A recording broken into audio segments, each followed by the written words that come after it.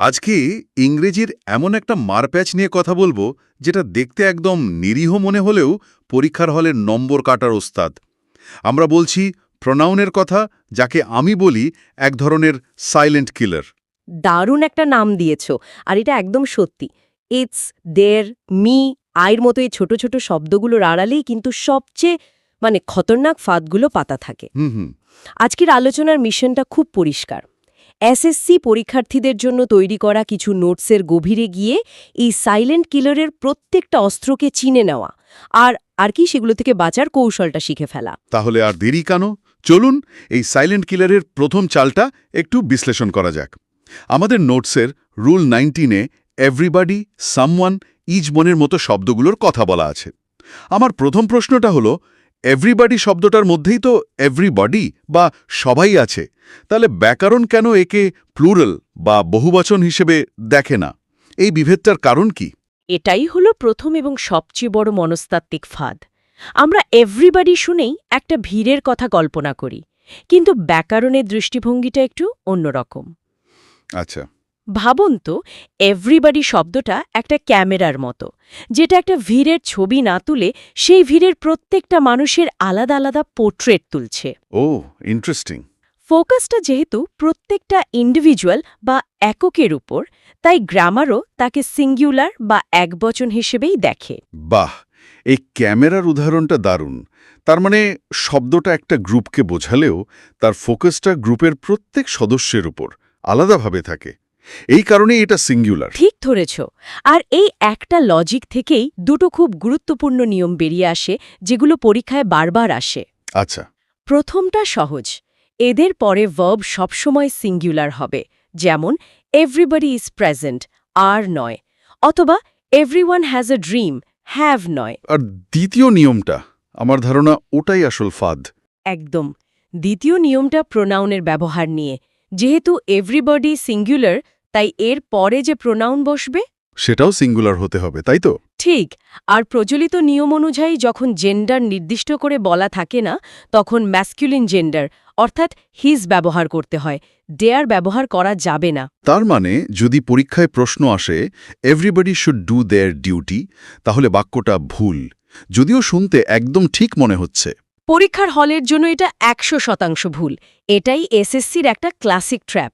সঠিক বাক্যটা হবে everybody should do his duty. তাই নাকি? পরীক্ষকরা জানেন যে রচনা করার সময় আমরা দেয়ার ব্যবহার করি, তাই তারা জেনে শুনেই এই অপশনটা দেয় পরীক্ষার্থীদের বিভ্রান্ত করার জন্য। বোঝা গেল। তাহলে এই সাইলেন্ট কিলারের প্রথম অস্ত্র হল সংখ্যার বিভ্রান্তি তৈরি করা, সিঙ্গুলারকে প্লুরাল হিসেবে দেখানো। কিন্তু এমন কিছু প্রোনাউনও তো আছে যারা সব সময় দল বেঁধেই চলে, তাই না? হ্যাঁ, হ্যাঁ। যেমন আমাদের নোটসের রুল 20-তে বোথ, মেনি, ফিউ এর কথা বলা আছে। হ্যাঁ, এরা হলো আগের নিয়মটার ঠিক উল্টো। এই শব্দগুলো দেখলেই বুঝতে হবে যে এখানে একাধিক ব্যক্তি বা বস্তুর কথা বলা হচ্ছে। তাই এরা সবসময় প্লুরাল, এবং এদের পরে ভার্বও সবসময় প্লুরাল হবে। যেমন বোথ আর গিল্টি বা মেনি ওয়ার ইনভাইটেড। এখানে খুব বেশি ঘোরপ্যাচ নেই, এটা বেশ সোজাসাপটা। কিন্তু ফিউ আর এ ফিউ নিয়ে আমার একটা খটকা আছে। দুটোই তো অল্প সংখ্যা বোঝায়, কিন্তু এদের মধ্যে একটা অর্থের পার্থক্য আছে যা প্রায়ই গুলিয়ে যায়। পার্থক্যটা খুব সূক্ষ্ম কিন্তু গুরুত্বপূর্ণ। ফিউ শব্দটা একটা নেতিবাচক বা নেগেটিভ ধারণা দেয়। এর মানে হলো নেই বললেই চলে। আচ্ছা। ধরুন, আপনি বললেন few people understand this topic, তার মানে খুব কম লোকই এটা বোঝে, যা হতাশাজনক। আর এ ফিউ? এ ফিউ একটা ইতিবাচক বা পজিটিভ ধারণা দেয়।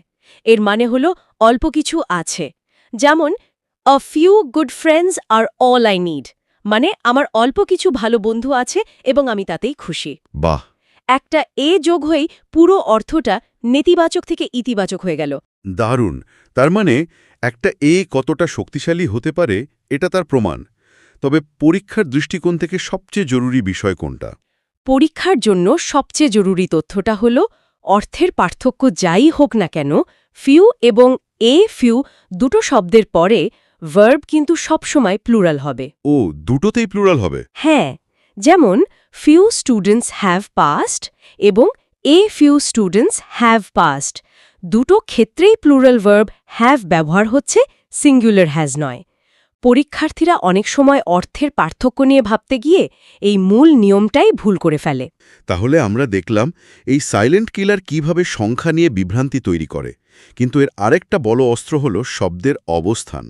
মানে ভার্বের ঠিক পাশে কোন শব্দ বসছে তার উপর ভিত্তি করে পুরো বাক্যের গঠনটাই পাল্টে যেতে পারে। আমি রুল 21 অর্থাৎ প্রক্সিমিটি রুলের কথা বলছি। একদম ঠিক। এই নিয়মটা আইদার অর এবং নাইবার নরের মতো জরির জন্য প্রযোজ্য। প্রক্সিমিটি রুলের বাংলা করলে দাঁড়ায় নৈকট্যের নিয়ম বা কাছাকাছি থাকার নিয়ম। কাছাকাছি থাকার নিয়ম। নিয়মটা খুব সহজ। ভার্ব তার সবচেয়ে কাছের সাবজেক্টকে অনুসরণ করবে, সে দূরে কে আছে তা দেখবে না। আমাদের নোটসের উদাহরণটা দিয়েই বোঝা যাক। প্রথম বাক্য, either Ram or his friends R guilty.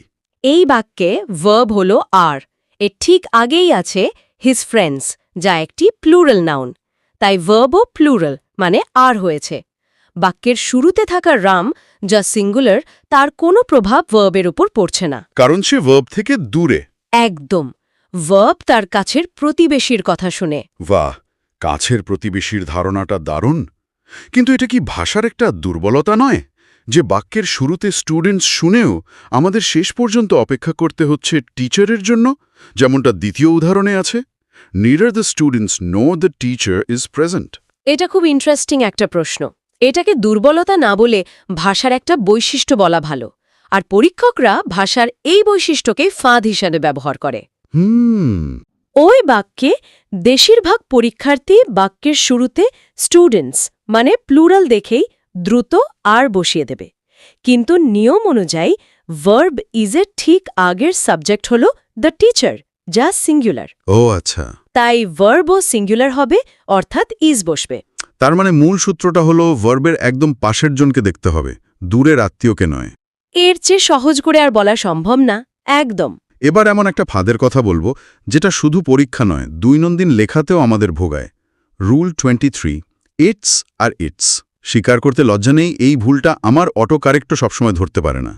কম্পিউটারের চেয়েও বেশি স্মার্ট হতে হবে দেখছি পরীক্ষার্থীদের। এটা খুবই সাধারণ একটা সমস্যা, কারণ এদের উচ্চারণ হুবহু এক, কিন্তু এদের কাজের মধ্যে আকাশ পাতাল তফাত।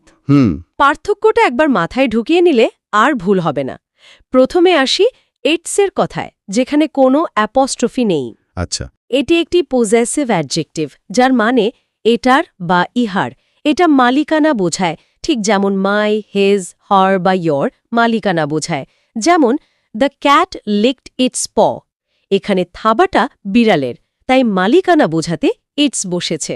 আর ইটস যেটা অ্যাপস্ট্রফি দিয়ে লেখা হয়? অ্যাপস্ট্রফি থাকলেই বুঝতে হবে ওখানে একটা অক্ষরকে লুকিয়ে রাখা হয়েছে। ইটস হল ইট ইজ অথবা ইট হ্যাজের সংক্ষিপ্ত রূপ বা কন্ট্রাকশন। ও রাইট। যেমন ইটস আ বিউটিফুল ডে মানে হল it is a beautiful day. আবার ইটস বিন আ ওয়াইল মানে হল ইট হ্যাজ বিন আ ওয়াইল।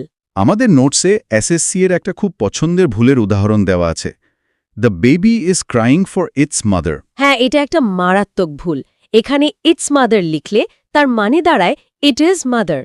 পুরো বাক্যটা তখন হয়ে যায় the baby is crying for it is mother, যা সম্পূর্ণ অর্থহীন। ঠিক। এখানে শিশুর মা অর্থাৎ একটা মালিকানা সম্পর্ক বোঝানো হচ্ছে, তাই সঠিক উত্তর হবে দ্য ফর ইটস মাদার। পরিষ্কার। এবার আমরা আলোচনার এমন একটা পর্যায়ে এসেছি যেটাকে আমাদের নোটসে এসএসসি পরীক্ষার জন্য সবচেয়ে গুরুত্বপূর্ণ অংশ হিসেবে চিহ্নিত করা হয়েছে। Rule 33, case of pronoun. মনে হচ্ছে এটা সাইলেন্ট কিলারের সবচেয়ে শক্তিশালী অস্ত্র বলা যেতে পারে, কারণ এখানে কথ্য ইংরেজির সাথে পরীক্ষার ফর্মাল ইংরেজির একটা সরাসরি দ্বন্দ্ব তৈরি হয়। এই নিয়মটাকে আমরা দুটো ভাগে ভাগ করতে পারি। আচ্ছা। প্রথম ভাগটা বেশ সহজ, লেটের ব্যবহার। নিয়মটা হল লেট শব্দটার পরে প্রোনাউনের সবসময় অবজেক্ট ফর্ম বসবে। অবজেক্ট ফর্ম বলতে me, us, him, them, her এগুলো, তাই তো? সাবজেক্ট ফর্ম যেমন আই, উই, হি, দে এগুলো নয়। একদম। তাই আমরা বলি let us discuss the matter বা let him finish his work. পরীক্ষায় ভুল বাক্য হিসেবে দেওয়া থাকবে লেট উই ডিসকাস বা লেট হি ফিনিশ। এটা একটা ছোট্ট কিন্তু নিশ্চিত নম্বরের জায়গা। ঠিক, শুধু মনে রাখতে হবে লেটের পরে অবজেক্ট। বেশ, এটা বোঝা গেল। কিন্তু দ্বিতীয় ভাগটাই মনে হচ্ছে আসল গোলমালের জায়গা। ইট ইজ বা ইট ওয়াজের পরের নিয়ম। হ্যাঁ, এখানেই কথ্য ইংরেজির অভ্যাসটা আমাদের পরীক্ষায় বিপদে ফেলে। নিয়মটা হলো যখন বাক্যে কোনো ব্যক্তি বা বস্তুর ওপর জোর দেওয়ার জন্য ইট ইজ বা ইট ওয়াজ ব্যবহার করা হয়, তখন তারপরে প্রোনাউনের সাবজেক্ট ফর্ম বসবে। সাবজেক্ট ফর্ম মানে I, he, she, we, they. হ্যাঁ, যেমন পরীক্ষায় লিখতে হবে it is I who have called you, এর মানে আমি সেই ব্যক্তি যে তোমাকে ফোন করেছি। কিন্তু এখানে আমার আসল প্রশ্নটা, আমরা তো কথা বলার সময় এমনকি সিনেমার ডায়লগেও সবসময় শুনি ইটস মি। দরজায় কেউ কড়া নাড়লে আমরা ভেতর থেকে চেঁচিয়ে বলি ইটস মি। তাহলে পরীক্ষায় ইট ইজ আই কেন লিখতে হবে? এটা তো খুব নিয়াস্টেস্টিং শোনাচ্ছে। চমৎকার প্রশ্ন। আর এই প্রশ্নটাই কথ্য ইংরেজি আর পরীক্ষার জন্য প্রয়োজনীয় ফর্মাল গ্রামারের পার্থক্যটা চোখে আঙুল দিয়ে দেখিয়ে দেয়। দৈনন্দিন কথোপকথনে ইটস-মি শুধু প্রচলিতই নয়, পুরোপুরি সঠিক এবং স্বীকৃত। কিন্তু এসএসসির মতো প্রতিযোগিতামূলক পরীক্ষাগুলো এখনও ব্রিটিশ ফর্মাল গ্রামারের পুরনো এবং কঠোর নিয়ম মেনে চলে। এর পেছনের ব্যাকরণগত যুক্তিটা কি? কেন আই হবে মি নয়? যুক্তিটা হল ইট ইজ আই বাক্যে ইজ হল একটা লিঙ্কিং ভার্ব। এর কাজ হল বাক্যের সাবজেক্ট মানে ইট এবং সাবজেক্ট কমপ্লিমেন্ট মানে আইকে যুক্ত করা। আচ্ছা, এখানে ইট এবং আই দুটোই একই ব্যক্তিকে নির্দেশ করছে। গ্রামারের নিয়ম অনুযায়ী লিঙ্কিং ভার্বের পরে সাবজেক্ট কমপ্লিমেন্ট সবসময় সাবজেক্টিভ কেসে হয়। তাই ব্যাকরণগতভাবে আই সঠিক, মি নয়, যেটা একটি অবজেক্ট কেস। তার মানে পরীক্ষায় এই কঠিন নিয়মটাই মানতে হবে, যদিও বলার সময় আমরা মিই বলবো। একদম। পরীক্ষার হলে আমাদের মুখের ভাষাকে ভুলে গিয়ে বইয়ের কঠোর নিয়মকে মনে রাখতে হবে। এটা একটা বড় চ্যালেঞ্জ। অবশ্যই। আর এখানেই ভালো প্রস্তুতি নেওয়া ছাত্রছাত্রীদের সাথে অন্যদের পার্থক্য করে ওঠে। ঠিক। আমরা তো অনেকগুলো নিয়ম আর ফাঁদ নিয়ে আলোচনা করলাম। পুরো আলোচনাটা যদি পরীক্ষার ঠিক আগে দ্রুত রিভিশন দেওয়ার জন্য একটা সহজ চেকলিস্টের মতো করে দেন, তাহলে শ্রোতাদের খুব উপকার হবে। নিশ্চয়ই। প্রোনাউনের ভুল খুঁজে বের করার জন্য আমি ৩ ধাপের একটা এক্সাম হ্যাক দিচ্ছি। প্রশ্নপত্রে প্রোনাউন সংক্রান্ত কোনো বাক্য পেলেই এই ৩টে জিনিস পরীক্ষা করতে হবে। বলুন। ১. সিঙ্গুলার না প্লুরাল? নিজেকে প্রশ্ন করুন, এভরিবাডির সাথে কি হিজ এবং সিঙ্গুলার ভার্ব মানে ইজ বা হ্যাজ আছে? মেনি বা বোথ এর সাথে কি প্লুরাল ভার্ব মানে আর বা হ্যাভ আছে? আচ্ছা, প্রথমটা হলো সংখ্যা। ২. কেস কি ঠিক আছে? দেখুন প্রোনাউনটা সাবজেক্টিভ হবে নাকি অবজেক্টিভ হবে। বিশেষ করে লেটের পরে আস আছে নাকি উই আছে, আর ইট ইজের পরে আই আছে নাকি মি আছে। ঠিক, কেস চেক করতে হবে। এবং ৩. অ্যাপস্ট্রফিতে কোনো গণ্ডগোল আছে, অর্থাৎ ইটস যেটা মালিকানা বোঝায় এবং ইটস যেটা ইট ইজ বা ইট হ্যাজ, সেটার ব্যবহার কি ঠিক জায়গায় হয়েছে? দারুণ একটা চেকলিস্ট। সিঙ্গুলার, প্লুরাল, কেস আর অ্যাপস্ট্রফি, এই ৩টে ফিল্টার দিয়ে দেখলেই বেশিরভাগ ভুল ধরা পড়ে যাবে। একদম। আমাদের নোটসের এসএসসি হিডেন ট্র্যাপস অংশটা যদি আর একবার এক ঝলকে বলি, তাহলে পুরো বিষয়টা মাথায় গেঁথে যাবে। হ্যাঁ, সেটা খুব ভালো হয়। ১. Everybody has done his duty, their নয়। ২. Neither the student nor the teachers are present, কাছের সাবজেক্ট অনুযায়ী are. ৩. The dog lost its bone, it's নয়। ৪. Let us solve the problem, we নয়। এবং পরীক্ষার জন্য সবচেয়ে গুরুত্বপূর্ণ, it is I who am to blame, me নয়। এই ছোট ছোট নিয়মগুলো জানা আর না জানার মধ্যে যে পরীক্ষার ফলাফলে কতটা আকাশ-পাতাল পার্থক্য হয়ে যেতে পারে, তা আজকের আলোচনা থেকে পরিষ্কার। প্রোনাউন আসলেই একটা সাইলেন্ট কিলার হয়ে উঠতে পারে যদি আমরা সতর্ক না থাকি। সামান্য অসতর্কতা বা অতিরিক্ত আত্মবিশ্বাসী এখানে মূল্যবান নম্বর কেড়ে নেওয়ার জন্য যথেষ্ট। আজকের এই গভীর আলোচনা আমরা এখানেই শেষ করছি। প্রোনাউনের লুকোনো ফাঁদগুলো থেকে আমরা জানলাম। শেষ করার আগে আমি শ্রোতাদের জন্য একটা গভীর চিন্তার প্রশ্ন রেখে যেতে চাই। অবশ্যই। আমরা শিখলাম যে ফর্মাল গ্রামার অনুযায়ী ইট ইজ আই লেখা উচিত, কারণ ভাষা একসময় এভাবেই চলত।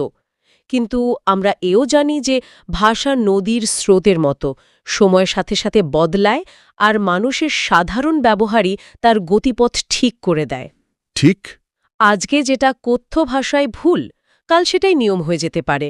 তাহলে ভবিষ্যতে কি এমন দিন আসতে পারে যখন এসএসসির মতো প্রতিযোগিতামূলক পরীক্ষাতেও ইট ইজ মি সঠিক বলে গণ্য হবে? আর যদি তা হয়, তাহলে ব্যাকরণের কঠোর নিয়ম এবং ভাষার জীবন্ত ব্যবহারের মধ্যে এই দ্বন্দ্বকে আমাদের কিভাবে দেখা উচিত?